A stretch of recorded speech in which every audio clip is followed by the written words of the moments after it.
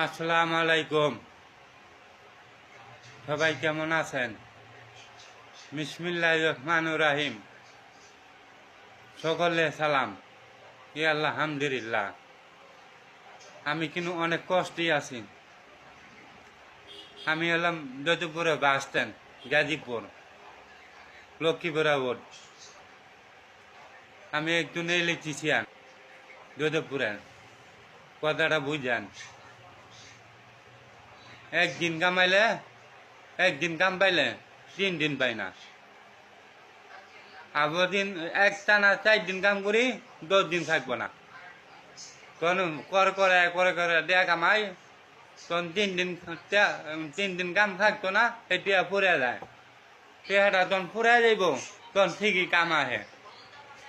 এই টেহাটা আয় করতে পারতাছি না।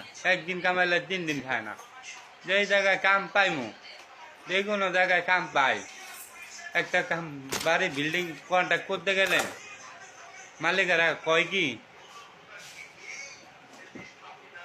একজন 3টা রুমে ওয়ারিং কইরা 3,000 টাকা। আমার লোক হয়েছে 3 জন দিয়ে কেমনে পোষায়, লেগে মালিকেরা বুঝে না। অনেক জায়গা আছে টাকা পয়সা দিবা চায় না, মানুষের কষ্ট বোঝে না।